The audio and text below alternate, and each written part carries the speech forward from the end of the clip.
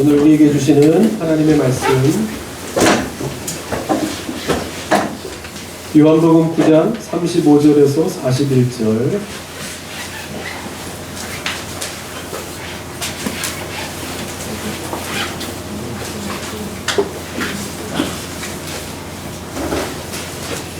요한복음 9장 35절에서 41절의 말씀 저와 같이 한 절씩 교독하시고요.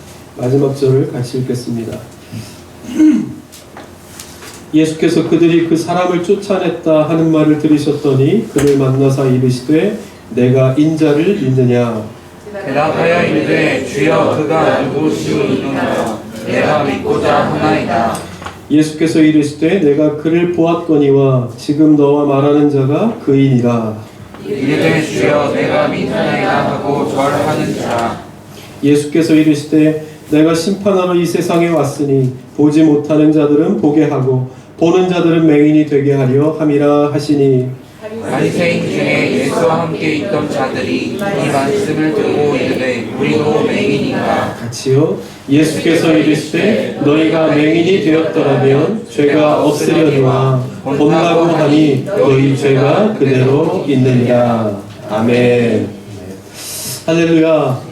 오늘도 이 말씀을 통해서 우리 각자에게 지금도 끊임없이 말씀하시는 하나님의 말씀을 꼭 찾는 저와 여러분 다 되실 수 있기를 바랍니다. 예수님께서 이 땅에 오셔서 여러 가지 일들을 하셨지만 그 가운데서도 가장 두드러지는 일은 이 사람을 만나는 일이었습니다. 늘 다니시면서 이 사람 저 사람을 다 만나고 다니셨지요. 근데 보면 부유한 사람, 고위층에 있는 사람, 계급이 높은 사람을 만나신 것이 아니라 소외된 사람, 만날 사람이 없는 사람들, 병든 사람, 가난한 사람, 지위가 낮은 사람을 그 누구보다도 먼저 찾아가셔서 이런 사람들을 만나 주셨습니다. 이것이 쉬운 일이었을까요? 어려운 일이었을까요? 생각만 해도 쉽지 않은 일이었겠다. 참 피곤한 일이었을 것입니다. 당시에 사회적인 인식도 그랬고 또 제도 자체가 같이 할 수 없는 민족들이 있고 또 같이 할 수 없는 성별이 있는 시대였기 때문에 예수님께서 이렇게 사람을 만나시면서 하시는 모든 사역 자체가 많은 사람들로부터 이목이 집중되고 또 많은 이야기가 생겨나고 또 비판을 받아야 하는 그런 일이었겠다. 그래서 참 어려운 일이었겠다 하는 것을 알 수 있습니다. 사실 보면 이렇게 사람을 상대하는 일이라는 게 참 쉽지 않죠. 여러분들도 다 모든 직업 자체가 우리가 살아가는 것이 사람을 만나고 헤어지는 거예요. 전에도 말씀드렸지만 무엇이 어려운가 하면 일이 어려운 것이 아니라 함께 하는 사람에 대해서 어려움을 겪는 경우가 참 많이 있죠. 그래서 사람을 상대하는 것만큼 어려운 일은 또 없습니다. 그래서 이렇게 생각해 보면 어렸을 때도요, 늘 친구들이 있지만 이렇게 같이 노는 친구들은 몇몇 없습니다. 그죠? 친한 친구니까 엄마 나 이 친한 친구야 하고 이렇게 소개하는 사람들은 몇 없습니다. 그죠? 그래서 이렇게 살아가면서 이렇게 친한 친구를 만든다 하는 것이 가면 갈수록 쉽지 않다 하는 것을 알게 됩니다. 내 허물도 좀 눈 감아주고 실수도 이해해주는, 그래서 만나면 모든 사회적 긴장의 끈을 다 풀어놓고 계급장을 이렇게 내려놓고 이 격식을 차리지 않고 밤새 담소를 나눌 수 있는 그런 친구들이 그립기도 하죠. 근데 또 그렇게 지내다가도 이 한때 엄청 친했던 사람들이 좀 언제 또 그랬나 싶을 정도로 이렇게 등을 돌리는 경우도 있기도 합니다. 이 영화 보셨는지 모르겠는데 데인저러스 메소드라고 하는 이 영화를 보면 좀 난해한 영화긴 한데 재미없는 영화긴 한데 이 영화에 누가 등장하냐면 유명한 심리학의 창시자인 프로이드와 또 조금 또 다른 어떤 심리학 체계를 발전시킨 칼 융, 이 두 사람이 등장을 합니다. 이 두 사람의 관계에 대한 설은 여러 가지가 있지만 이 두 사람이 처음에는 아주 친했다가 결국에는 아주 원수 사이가 되었다 하는 것이 정설이죠. 그러니까 에디슨과 테슬라의 사이와 같은, 아시겠지만 이 테슬라도 에디슨을 굉장히 존경해서 그 회사에 들어가지 않습니까? 근데 나중에는 의견이 맞지 않아서 나중에 나와서 이제 따로 회사를 차리게 돼요. 이 영화에서도 조금 비춰지긴 하지만 프로이드와 칼 융이 갈라서게 되는 가장 큰 이유 중에 하나가 보면 프로이드는 이미 심리학의 창시자로서 어느 정도의 권위를 갖고 있었던 사람입니다. 그래서 그것으로 인해서 인정을 받고 많은 사람과 이렇게 관계를 갖고 있었는데 무엇을 더 소중히요? 그 관계, 즉 권력을 더 소중히 여기는 사람이었습니다. 더 이상 이 학문의 어떤 확장보다는 이 권력의 확장을 더 바라는 사람이었고, 칼 융은 어떻게 해요? 이 프로이드의 이론을 더 연구하고 확장시키는 쪽에 더 관심을 두는 사람이었습니다. 그러니까 이 중심이 다르니까 당연히 나중에 같이 등을 돌리게 되게 됩니다. 그렇지만 또 이 둘은 서로 간에 영향을 또 받지 않은 사이는 또 아니었던 거죠. 또 한 가지 이 초용 니체의 말이라는 이 프리드리히 니체가 쓴 책에 보면 친구에 대해서 쭉 이렇게 이야기를 해줍니다. 친구를 만드는 방법, 또 친구와는 어떤 관계에 있어야 되는가에 대해서 쭉 열거하는데, 그 중에 하나 기억에 남는 게 뭐냐면 흙발로 들어오는 사람은 사귀지 말라 하는 말이 있습니다. 흙발로 들어오는 사람은 사귀지 마라. 무슨 말인가 하면, 흙 묻은 발로 내 방에 이렇게 집에 들어오는 사람이면 가까운 사람이겠습니까? 먼 사람이겠습니까? 편한 사람, 가까운 사람이겠지요. 가족과 같이 생각한다는 것입니다. 그런데 중요한 것은 그것이 상호적인 것이 아니라 일방적인 것이 되면, 나만 편하여 모든 격식을 차리지 않고 나만 편하게 이렇게 하면 그보다 더 깊고 좋은 관계로 발전할 수가 없다 하는 것입니다. 그래서 거기서 뭐라고 얘기하냐면, 친해지면 상대의 개인적인 영역에까지 성큼 발을 들여놓아도 된다고 생각하는 종류의 인간과는 결코 교제하지 마라. 그런 사람은 가족처럼 사귄다는 것을 빌미로 결국 상대를 자신의 지배 아래, 영향력 아래 두려고 하기 때문이다. 교우 관계에서도 서로를 혼동하지 않는 주의와 배려는 중요하다. 그것이 이루어지지 않으면 친구로 지낼 수 없다. 이렇게 말합니다. 그러니까 니체는 오히려 친한 친구의 관계일수록 내면적으로는 모든 것을 다 오픈해야 하는 것이 맞지만, 그럴수록 외면적으로는 어떻게 해요? 오히려 예절을 더 잘 지켜나가야 그 관계가 더 깊고 넓게 지속적으로 오래 갈 수 있다고 그렇게 가르쳐줍니다. 여러분, 어떤 친구와 함께 하는가 하는 것이 참 중요하죠. 여러분들 주위에는 어떤 사람들이 있습니까? 왜냐하면 내가 좋아하는 친구들로부터 무엇인가를 배우는 기회가 되기 때문에 그렇습니다. 그런데 그것이 좋은 것인가 나쁜 것인가 하는 것이 중요한 것이겠죠. 근데 보면 나쁜 것은 가르쳐주지 않아도 잘 알아요. 다 부모님들이시니까 자녀가 어릴 때 보면 나쁜 것은 먹으라고 이렇게 먹으라고 가르치지 않아도 기가 막히게 알아요. 그러니까 과자나 젤리나 콜라 같은 거 기가 막히게 압니다. 그래서 이렇게 놔두면 누가 그걸 와서 가르쳐줬는지 그게 달콤하고 맛있는 거라는 건 잘 알아요. 부모가 그것을 먹으라고 처음부터 가르쳐주는 부모는 없죠. 자연스럽게 본능적으로 알게 되는 것 같아요. 그걸 생각해보면 사람도 마찬가지입니다. 어느 쪽에 이렇게 죄라는 것에 대해서 가까이 가는 습성이나 본능이 우리에게 있는 것 같아요. 그쪽에 있는 게, 여러분 밝은 쪽에 있는 게 좋으십니까? 어두운 쪽에 있는 게 좋으십니까?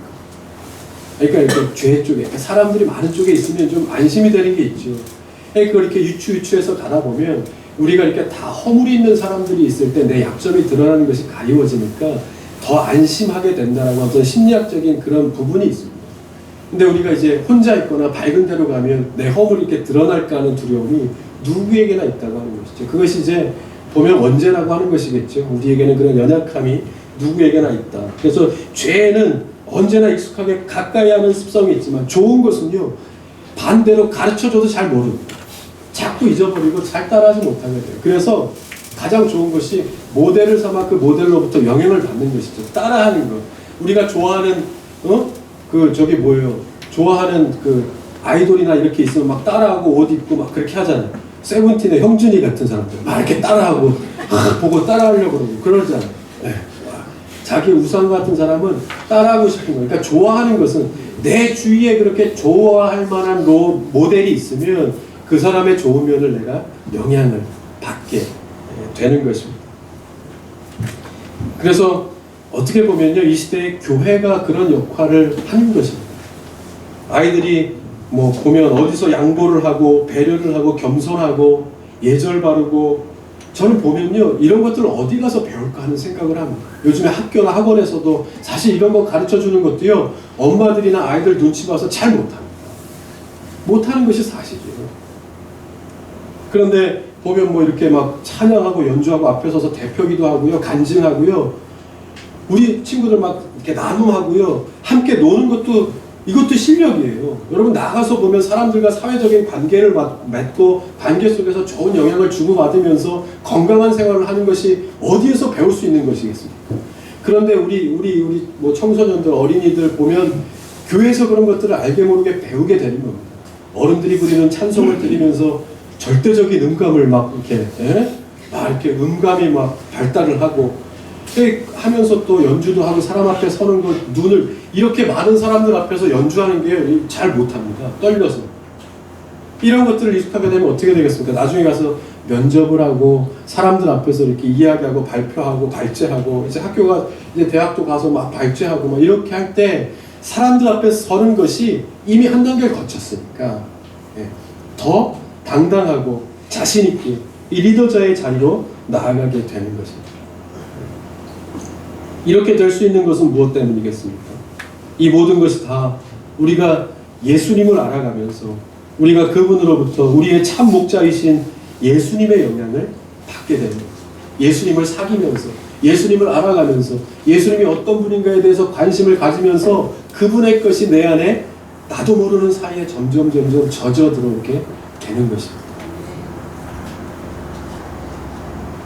오늘 말씀에 예수님은요, 먼저 한 사람을 찾아가십니다. 먼저 한 사람을 찾아가시죠. 이 사람은 바리새인들로부터 박해를 받아 쫓겨난 사람이라고 그렇게 소개합니다. 그러니까 조금 설명드리면 요 앞에 보면 이 소경이 눈을 뜨는 장면이 나옵니다. 근데 그날이 하필 안식일이었어요. 안식일에는 무슨 일을 해야 돼요, 말아야 돼요? 쉬어야 된다라는 이야기였는데 그때 예수님께서 사람을 고치시니까 그것을 트집 잡아서 바리새인들이 달려듭니다. 어떻게 안식일에 이런 일을 할 수 있는가? 그리고 고침받은 사람에게 가서 너 이 사람이 누구라고 생각하냐 묻습니다. 그러니까 선지자이십니다. 자신을 고쳐주신 분이 선지자라고 고백합니다. 그러니까 사람들이 얼마나 이 위협감을 느꼈겠습니까? 그죠? 그래서 이 사람을 박해해서 쫓아내거든요. 그래서 쫓겨난 그 한 사람이 오늘 등장하는 이 사람입니다. 많은 사람들로부터 진실을 얘기했음에도 불구하고 그것을 곡해하고 이해해주지 못하고 오히려 박해하고 쫓겨나게 되니까 얼마나 마음에 상처가 있고 외로운 마음이, 소외된 마음이 있었겠습니까? 근데 이 사람을 마치 사마리아 여인을 찾아가신 것과 같이 예수님께서 찾아가십니다. 제가 이 말씀을 묵상하면서 이 말씀에는 등장하지 않지만 예수님께서 그 어떤 것보다 먼저 이 사람을 찾아가신 거 아니겠습니까? 예수님은 참 바쁘셨을 거예요. 또 피곤하시기도 했을 거예요. 많은 사람들에게 시달리시니까 늘 순간순간 시간이 날 때마다 한적한 곳으로 나아가셨다. 한적한 곳으로 가셨다. 그런 말씀이 나와요. 배를 타고 혼자 강물을 따라가신다든가 아니면 한적한 곳에 나아가 하나님 앞에 기도한다든가 그러한 시간들이 그리우셨겠죠. 그런데 그러할 만한 시간에 예수님께서는 이 한 사람을 기억하셔서 먼저 모든 것보다 모든 것을 다 제쳐놓고 이 사람을 찾아가십니다. 저는 이 말씀이 큰 위로가 됐어요. 먼저 다른 어떤 것보다 먼저 이 사람을 기억하셨다 하는 것입니다. 먼저라는 말을 찾아보니까요, 국어서전에는 시간적으로나 순서상으로 가장 앞선 때를 말합니다. 그것보다 삐까삐까하거나 삐까삐까라는 말 아십니까? 비슷하거나 그거보다 앞서는 것이 아무것도 없다는 겁니다. 독보적으로 시간적으로나 순서상으로 가장 앞선 것. 영어로는 뭐 여러 가지 단어가 있겠지만 first 혹은 뭐 above all 이런 게 적당하지 않을까 하는 생각을 합니다. 그래서 모든 능력과 모든 권세 그 찬양을 들어보시면 그 찬양의 가사가 원곡의 가사가 above all입니다. 모든 것보다 먼저 뭐예요? 나중에 가면 you took the fall 잘 기억이 안 나네요. 그러니까 모든 짐을 지고 간다라는 뜻인데 보면 예수님께서 우리를 위하여 그 모든 것보다도 우리 한 사람 한 사람을 위하여 그 몸을 던지셨다. 이게 어버버리거든요. 여기서 그대로입니다. 다른 어떤 것보다 우선적으로 우선순위로 이 사람을 삼아서 가장 먼저 이 사람을 찾아가신 겁니다. 이것이 바로 이 사람이 생각할 때 어떻겠습니까? 이 바쁜 예수님이 다른 것 다 제쳐놓고 그 소외된 곳에 찾아오셔서 나를 위로하기 위해서 오신 그 예수님을 만났을 때 이 사람은 바로 예수님을 통해서 아주 큰 위로를 얻었을 것이다 하는 것을 우리는 알 수 있죠. 여러분, 오늘 이러한 위로가 저와 여러분들에게 꼭 임하기를 바랍니다. 이 먼저의 은혜가 있습니다. 먼저의 은혜. 늘 이렇게 얻기만 하다가요, 줄 때의 기쁨이 있죠.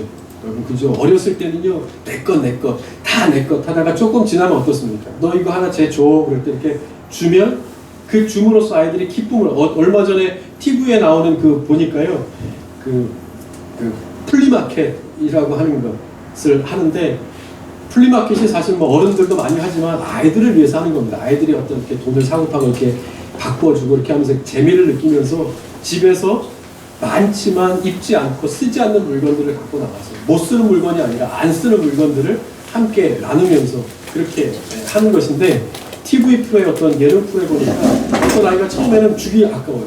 이거를 내가 지금까지 다 갖고 있었던 건데 주라고 하니까 못 주는 거예요. 근데 이제 한 가지 가르쳐 줍니다. 이거는 그냥 주는 게 아니라 또 돈을 바꿔 주는 것이고, 또 이것은 네가 1년이고 쓰지 않잖아. 그러니까 이것이 그만큼 또 이것을 소중하게 여기는 사람한테 가서 이것이 잘 쓰여지면 더 좋은 게 아니겠냐, 이렇게 잘 설명을 하니까 아이가 알아들어요. 그리고 이것을 하나하나 주면서 거기에 대한 기쁨을 알아가게 되는 거예요. 주니까 기쁘더라 하는 것이 있었겠죠. 얘가 만족해하고. 그러니까 나중에는 안 가져가는 아이들에게 가서 자기 물건을 설명해주고 가져가게 하더라고요. 그리고 더 중요한 것은 그리고 나서 돈이 생기니까 계속 가져가라고 그러더라고요. 그러니까 처음에는 내가 갖는 것에 대한 기쁨에서 시작하다가 나중에는 주는 것의 기쁨을 알아가면서 우리가 성장하게 되는 것입니다. 그래서 사도행전 20장 35절에도 주는 것이 받는 것보다 복이 있다 하심을 기억하라, 이렇게 말씀합니다. 당연히 받는 것보다 주는 것에서 무언가 우리가 알지 못하는 기쁨이 있을 것이다 하는 것을 우리에게 말씀하죠. 그래서 뭐 아이들이 싸울 때도 그렇잖아요. 먼저 사과하라고 가르칩니다. 그런데 사실 사과를 받는 것보다 사과를 하고 나면 뭔가 마음이 더 뿌듯해지고 풍요로워지는 것을 느끼게 되죠. 해본 사람만이 아는 거예요. 늘 받아봤던 사람들은 모르는 거예요. 줄 때 그 주어지는 그 풍요로움이 어떤 것인지를 아는 사람만이 주게 되는 것입니다. 받는 것이 좋은 것은 분명하지만 준다고 하는 것이 반드시 그냥 우리가 눈으로 보는 것처럼 없어지고 손해보는 것만은 아니라는 것을 성경에서 말씀하는 거예요. 내 눈에 보이는 것이 없어짐과 동시에 눈에 보이지 않지만 진짜로 채워지는 은혜가 있다는 사실을 경험해 봐야 한다는 것을 말씀하는 겁니다. 고린도후서 4장 18절에 우리가 주목하는 것은 보이는 것이 아니고 보이지 않는 것이니 보이는 것은 잠깐이요 보이지 않는 것은 영원함이라. 아멘. 잠깐의 은혜를 주시는 것이 아니라 영원한 은혜를 주시기 위한 하나님, 이것이 바로 우리에게 말씀하시는, 우리가 깨닫길 원하시는 믿음의 원리 아니겠습니까? 주는 것이 받는 것보다 복되다는 거예요. 그러면서 앞절에 이 고린도후서 4장 16절에 보면 그러므로 우리가 낙심하지 아니하노니 우리의 겉사람은 낡아지나 우리의 속사람은 날로 새로워지도다. 아멘. 할렐루야. 무슨 말입니까? 우리가 정말 신경 써야 할 것은 낡아지거나 후패하는 겉사람이 아니라 우리의 속사람이 날로 새로워지고 있는가 하는 것을 바라보고 기뻐할 줄 아는 것이 진정한 기쁨이다 하는 것을 말씀하는 것이죠. 그러면 어떻게 새로워질 수 있겠습니까? 우리의 속사람이 어떻게 날로 새로워질 수 있겠습니까? 한 가지, 말씀으로만, 주님의 말씀으로만 우리가 새로워질 수 있다라고 말씀합니다. 시편 119편 9절, 청년이 무엇으로 그 행실을 깨끗하게 하리이까? 주의 말씀만 지킬 따름이니이다. 아멘. 방법이 있겠는가? 우리가 무엇으로 깨끗하게 될 수 있겠는가? 청년이, 이 시대의 젊은이들이, 우리 이 믿음의 세대들이 무엇으로 그 행실을 깨끗함에 그 하나님의 기쁨의 길을 지킬 수 있겠는가? 그것은 오직 말씀으로만, 하나님의 말씀으로만 가능하다 하는 것입니다. 우리 어린이부나 청소년부나 청년부를 보면 알 수 있지요. 여러분, 우리 어린이부나 청소년부나 청년부 보면 정말 해맑지 않습니까? 해맑죠. 네, 해맑지 않습니까? 여러분, 이렇게 자랑할 수 있는 이유가 무엇이겠습니까? 하나님의 말씀을 들으니까, 하나님의 말씀을 배우니까, 그 말씀을 통해서 우리는 알게 모르는 사이에 우리 아이들이 하나님께서 주시는 그 말씀의 영향을 가지고 먼지의 은혜를 경험하면서 성장해 가기 때문입니다. 오늘 이 성경에 등장하는 이 사람도 예수님을 만나죠. 우리가 먼지의 은혜, 말씀의 은혜를 받아 그것의 영향을 받고 자라나는 것처럼 오늘 이 등장하는 이 사람도 예수님을 만납니다. 다른 누구보다 먼저 찾아오신 그 예수님을 만나 그 말씀으로 먼저의 은혜를 경험한 것입니다. 그것이 바리새인들에 의한 박해를 이겨낼 수 있게 해준 것입니다. 여러분, 우리가 지금은 어떤 이런 신분이나 계급적인 박해는 없지만 오히려 시대가 변해서 합법적인 명목하에 우리가 이렇게 당하고 행해지는 박해가 얼마나 많은지 모릅니다. 얼마 전에는 소위 갑질이라고 해서 요즘 사회적인 이슈가 많이 되긴 했지만, 그래서 많이 달라졌다라고는 하지만 그래도 아직도 보이지 않는 곳에서 직장이나 사회 곳곳에 많이 남아 있는 요소들을 보게 되죠. 그리고 뉴스를 보니까 오히려 이 갑질의 어떤 영역이 이제 너무 넓어져서 어디까지를 이걸로 봐야 될 것인가 하는 것에 대한 것도 또 새로운 사회적인 문제가 생기기도 합니다. 아무튼 여러분, 우리가 삶 속에서 만나는 이런 관계의 장벽, 일의 장벽이나 세대의 장벽을 넘어설 수 있는 힘은 오직 이 먼저의 은혜를 경험하면서 오는 것입니다. 먼저의 은혜란 무엇이겠습니까? 오늘 이 시간, 오늘 이 말씀에 등장하는 먼저 예수님께서 다른 어떤 것보다도 우선적으로 이 사람을 찾아가셔서 다시 이 삶을 잡아 일으키신 것처럼 눈을 뜨는 것이 진짜 뜨는 것이 아니라 뭐예요? 삶의 눈이 띄어져서 하나님을 바라보고 그 말씀의 은혜로 사는 것이, 먼저의 은혜를 경험하는 것이 가장 중요한 것임을 가르쳐 주셨던 것처럼 나를 나보다 더 사랑하시고 내가 나를 사랑하는 것보다 더 먼저 더 많이 사랑하신 그 주님을 먼저 만나게 되면 그런 사람들이 바로 어딜 가든지 주님께로부터 받은 좋은 영향을 가지고 성실하게 살아가는 사람이 되는 것입니다. 그런 사람이 어디를 가든지 성실하게 일하는 것, 누가 보든 안 보든 자신의 일에 충실하게 되고 배려하고 위로하고 공동체를 세워가는 일에 집중하게 되는 겁니다. 그러면 당연히 저 같아도 어떤 사람을 쓰시겠습니까? 여러분이 밑에 같이 일하는 사람이 있는데 그렇게 더 먼저 앞서서 솔선수범하여 일하고 성실하게 일하는 사람이 있으면 그 사람을 쓰지요. 여러분, 그렇게 되면 그 길이 잘 되는 길입니다. 그것이 바로 형통하는 길입니다. 그런 우리 자녀가, 그런 다음 세대들은 어디를 가든지 사람들로부터도 인정받지만 궁극적으로 하나님께로부터 인정받는 사람이 사회 속에서도 사람들에게도 인정받는 사람이 되는 것입니다. 그 길이 형통하는 길이 되는 것이겠죠. 그러면 먼저의 은혜는 과연 어떤 사람들에게 주어지는가 하는 것입니다. 오늘 이 사람을 보면 이 사람은요, 아주 순전한 믿음을 가진 사람이었던 것 같습니다. 그러니까 자신이 억울한 박해를 받고 쫓겨나 있는 처지임에도 불구하고 자신을 찾아오신 그 예수님의 말씀을 통해서 예수님이 인자라는 사실을 조금씩 알아갑니다. 그러니까 처음에는 저 사람이 누구냐 할 때 선지자라고 대답합니다. 근데 예수님이 찾아와 너는 내가 누군지 아냐 물었을 때는 인자라고 그렇게 말합니다. 그러니까 점점 예수님을 한 번 만나고 두 번 만나고 그 예수님에 대해서 관심을 갖기 시작하면서 어떻게 해요? 예수님을 알아가고 하나님을 경외하면서 점점 그 하나님에 대한 믿음이 성숙해가고 있다고 하는 것을 보게 됩니다. 그러니까 말씀에 대하여 순수하고 갈급하고 사모하는 마음이 있었기 때문에 그것을 통해서 이제 점점 하나님을 알아가는 이 사람을 보게 됩니다.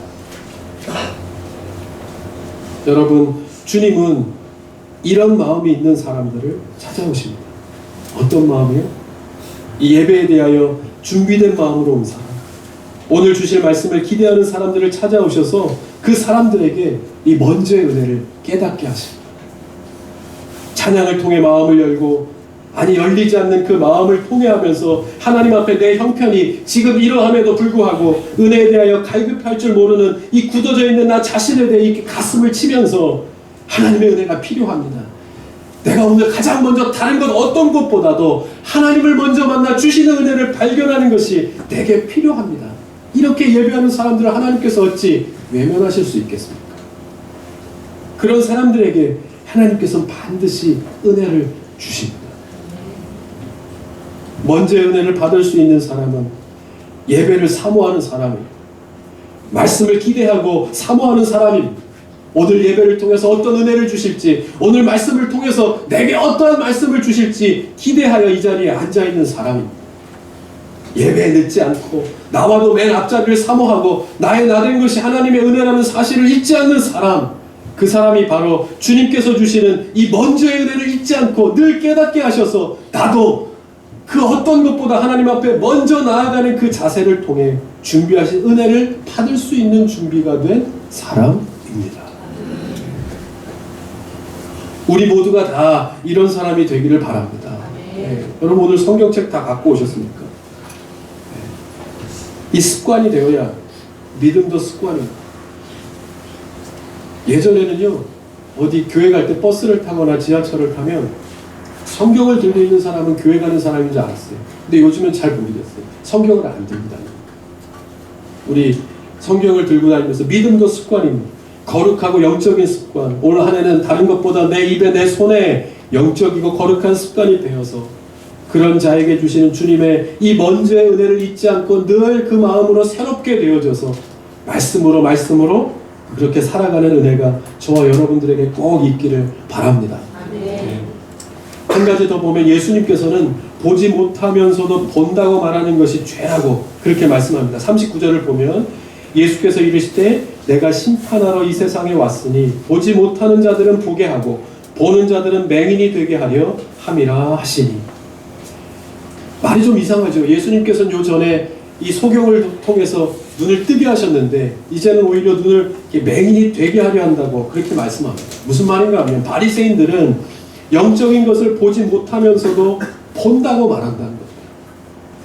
믿지 않으면서도 나는 믿는다라고 이야기한다는 겁니다. 그것이 뭐예요? 결과적으로는 하나님의 그 믿음의 길을 통해서 하나님의 백성이 되고자 하는 사람들의 길을 자꾸 막는다고 하는 거예요. 그게 더 큰 문제라는 겁니다. 여러분 전에도 한번 얘기했죠. 가장 불쌍한 사람 중에서도 불쌍한 사람이 뭐냐면 하나님 만나지 못했는데 하나님 만난 것처럼 사는 겁니다. 구원받지 못했는데 구원받은 것처럼 사는 것이 얼마나 힘들겠습니까? 여기서 그런다는 거예요. 바리새인들이 하나님을 믿지 않으면서 믿는 것처럼 영적인 것을 보지 못하면서도 보는 것처럼 하는 것이 하나님의 길로 가고자 하는 백성들의 길을 자꾸 막는다는 거예요. 그것이 큰 죄라는 거예요. 그러므로 아무리 이 사람들이 가르쳐도 가르치는 백성들은 어떻게 해요? 더불어 다른 길로 갈 수밖에 없는 거예요. 안타까운 일이죠. 여러분 믿음은 그래서 힘든 것 같아요. 믿지 않는, 보이지 않는 하나님에 대한 것이기 때문에, 보이지 않는 하나님을 믿어야 되는 것이기 때문에 믿음이 어려운 것입니다. 보이지 않으니까. 그러나 보이는 것들 중에 한번 보십시오. 여러분들에게 큰 소망을 주고 큰 위로를 주는 것이 그 어떤 것이 있으시던가요? 어떤 큰 일을 성취했다고 그것이 여러분들에게 절대적 만족이 되시던가요? 어떤 사람에게 인정을 받고 칭찬을 받았다고 해서 그 기쁨이 변함없이 끊임없이 계속되어 오래 가시던가요? 그래서 성경은 보이는 것만을 바라는 것은 어리석은 것이라고 그렇게 말합니다. 로마서 8장 24절 우리가 소망으로 구원을 얻었음에 보이는 것은 소망이 아니니 보이는 것을 누가 바라리요. 아멘. 우리가 눈에 보이는 것 중에는 영원히 불변하는 것이 한 가지도 없습니다. 다 변합니다.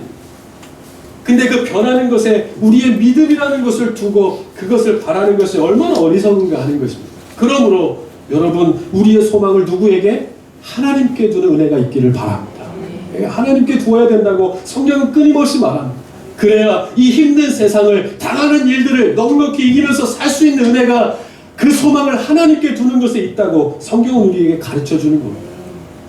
잠시 가정에 어려움이 생기고, 잠시 사업에 어려움이 생기고, 잠시 직장을 쉬게 되는 일이 생기고, 보증을 섰다가 배신을 당하고 오해를 받고 미움을 받고, 잠시 잠깐 친구와 다투는 일이 생겨 뜸을 돌리는 일이 있다고 해도, 반대로 또 잠시 일이 잘 풀리고 사업이 번창하고 자녀가 성공을 하고 친구관계, 부부관계, 부모와의 모든 관계가 한 가지 문제가 없이 나는 괜찮다, 나는 행복하다, 이대로만 갔으면 좋겠다, 그러한 상황 속에서도 여러분, 그것으로 일희일비하지 않고 내 행복과 불행의 기준을 이렇게 쫙 거서 거기에다 기준을 삼지 않고, 그러므로 인하여 산다 죽는다 그렇게 말하는 것이 아니라, 오직 살아도 주 안에서만 살고 죽더라도 주 안에서만 죽는 그 기준을 하나님께 두는 은혜가 바로 우리로 하여금 오늘도 살게 하는 그 기쁨과 그 힘과 지혜와 능력이 하나님께 있다는 사실을 우리는 잊지 말아야 할 것입니다. 여러분, 무엇이 형통인지 아십니까?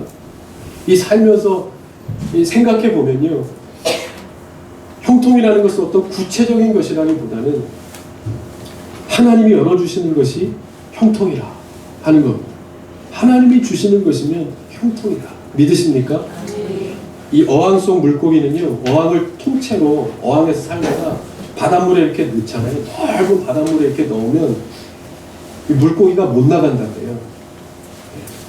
그러니까 어항 너머로 많은 물고기들이 막 이렇게 다니는 거, 뭐 고래라든가 새우라든가 막 물고기들이 헤엄치는 것을 보면서도 구경만 하지 어항 밖으로 나올 생각을 안 한다. 어항문을 어디로 나와야 할지, 또 내가 어디 있는지를 잘 모르기 때문이라고 합니다. 여러분들도 오늘 이렇게 오시면서 몇 개의 문을 열고 닫으시면서 오셨죠. 그죠? 몇 개나 열고 닫으셨습니다.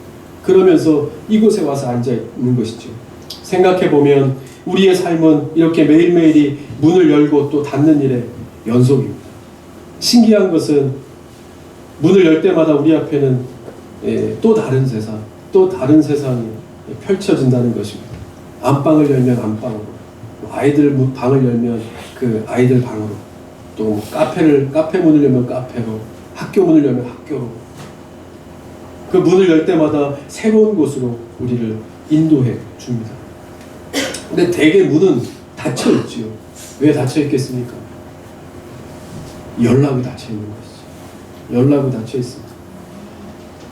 그래서 우리는 그 문을 열고 새로운 곳으로 나아가게 되는 것이죠. 그런데 문 중에는 이렇게 보이는 문이 있어서 우리가 열고 나아갈 수 있지만, 문 중에는 보이지 않는 문이 있습니다.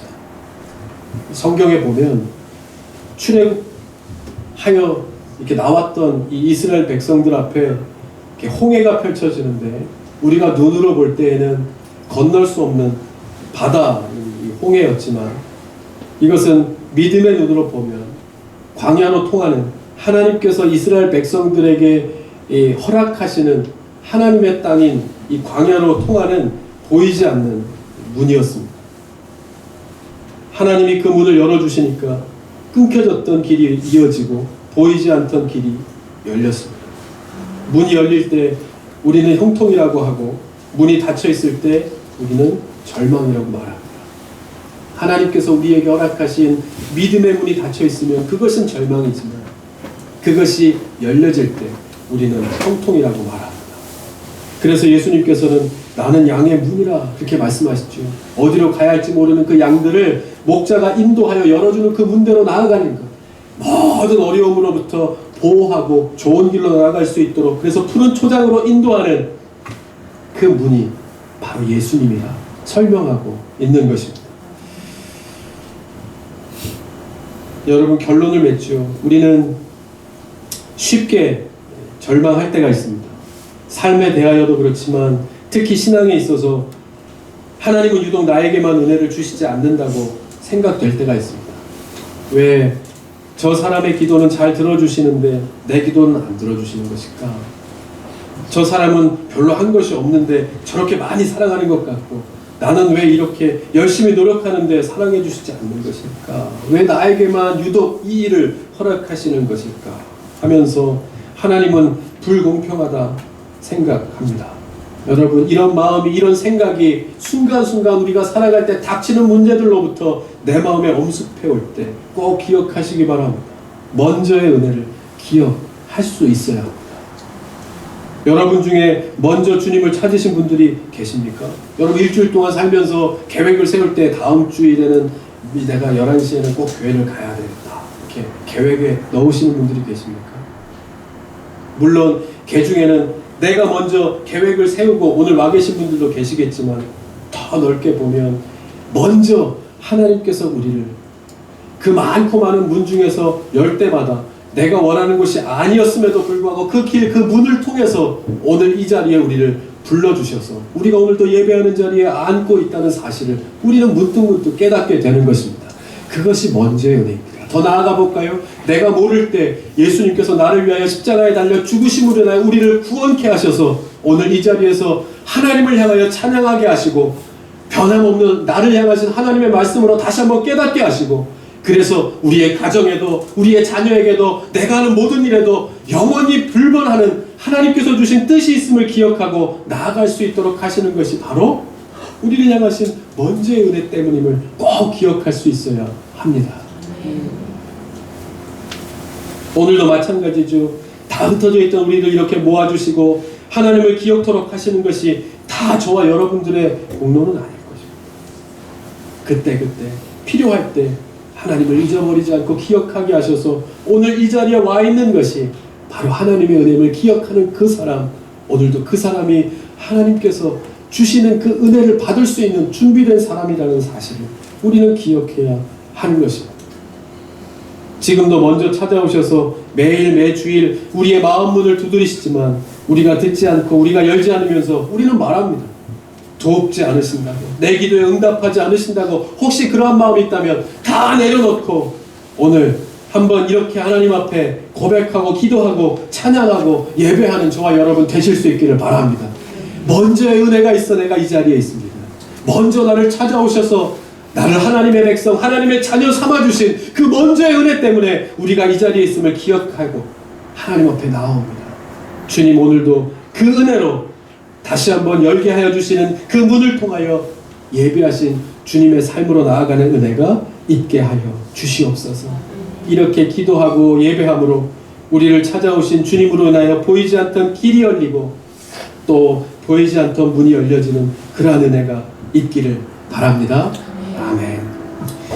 우리 이 시간 한번 찬양하고요, 같이 기도하죠.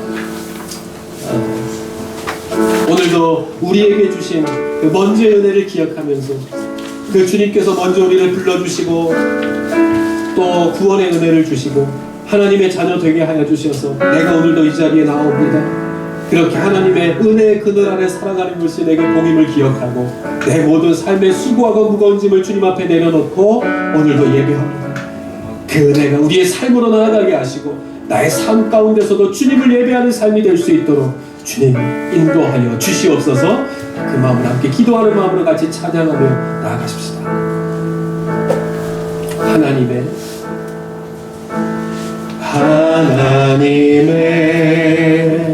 그늘 아래 내 모든 것 다 내려놓고 나 잠잠히 주를 묵상하네.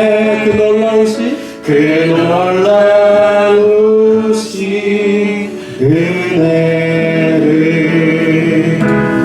끝이 없는 주의 사랑 강물 되어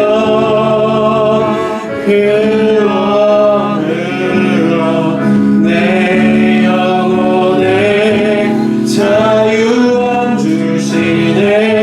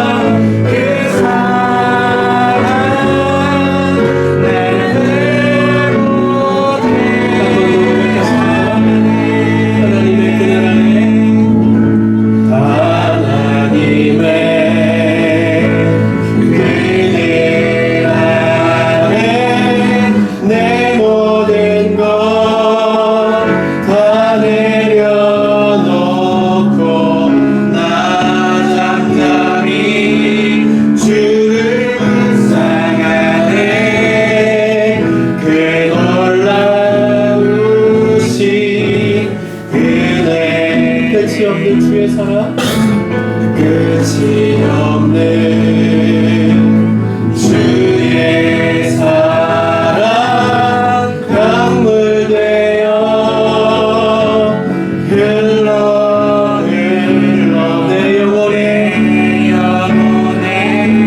자유함 주시 날 새롭게 하시네. 날 새롭게 하시니 간구하는 마음으로 하나님 사랑 하나님 사랑 그 사랑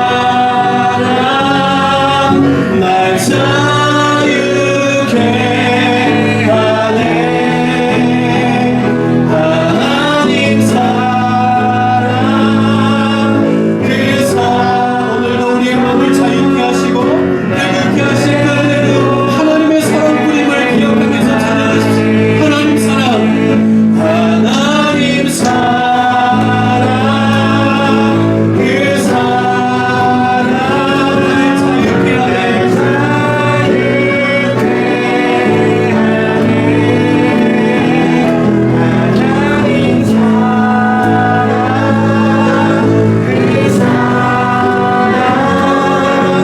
하네. 소리로만 찬양하십시다. 하나님 사랑 그 사랑 날 자유케 하네. 하나님 사랑 그 사랑 날 회복해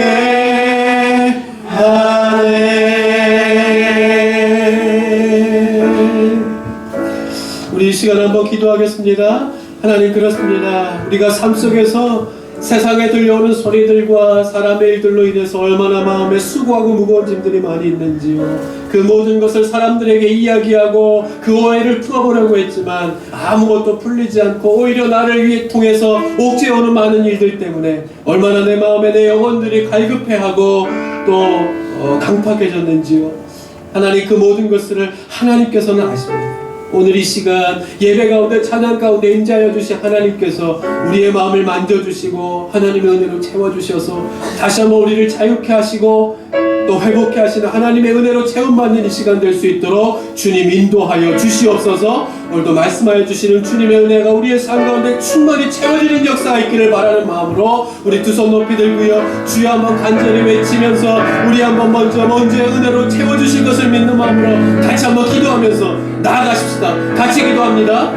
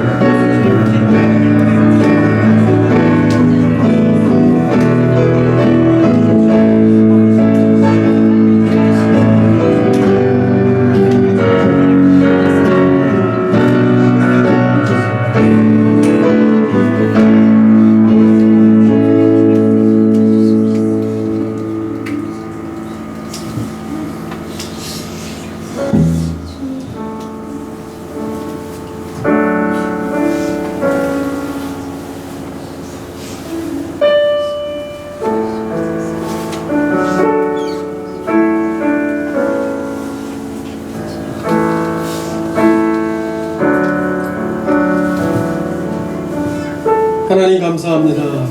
오늘도 이렇게 주님 앞에 나와 예배드릴 수 있도록 우리를 하나님의 자녀 삼아주신 것이 바로 우리가 그 잊었던 먼저의 은혜가 있었기 때문임을 기억하면서 오늘도 주님 앞에 나오는 주의 백성들을 주님 기억하여 주시옵소서. 그 마음이 그 생각이 다 어떠한지 우리는 알 수 없지만 하나님께서는 다 아시는 줄 믿습니다. 그 하나님께서 오늘도 주님 앞에 나와 고개를 숙여 기도할 수 있도록 하신 이유가 분명히 있을 줄 압니다. 세상에 보여지는 것으로 우리가 손에 잡히는 것으로만 살 수 없는 것처럼 오늘 보이지 않지만 우리에게 계속해서 말씀하여 주시고 또 주시는 주의 은혜로 말미암아 오늘도 크신 은혜를 입고 다시 한번 그 삶에 굽혔던 무릎들이 펴졌던 이 오늘 말씀에 등장하는 이 사람처럼 오늘 그 주인공이 나인 줄 누가 알겠습니까?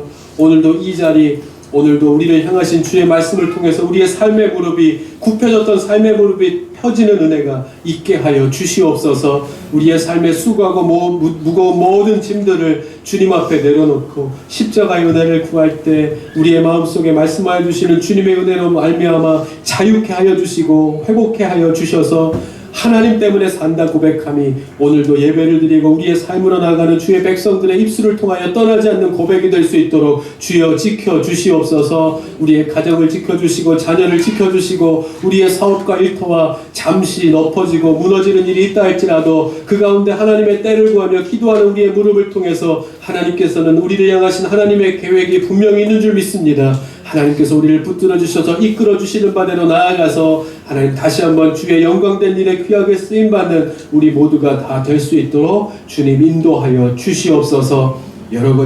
여러 가지 일들로 또 어수선하고 분주한 때입니다. 하나님 우리의 영육 간의 강건함을 주님께서 지켜주셔서 어려움이 없도록 하나님께서 함께하여 주시고 이 모든 일들을 잘 이겨내고 또 하나님 앞에 함께 나와서 하나님 앞에 온전한 마음으로 예배하는 날이 속히 임할 수 있도록 주님 오늘도 예배하고 돌아가는 백성들과 함께하여 주시옵소서. 그의 삶을 붙들어 주시고 삶의 고백이 늘 넘쳐날 수 있도록 인도하여 주시고 그래서 어디에 있든지 하나님의 나라를 아름답게 이루어가는 주의 백성들 다 될 수 있게 인도하여 주시옵소서.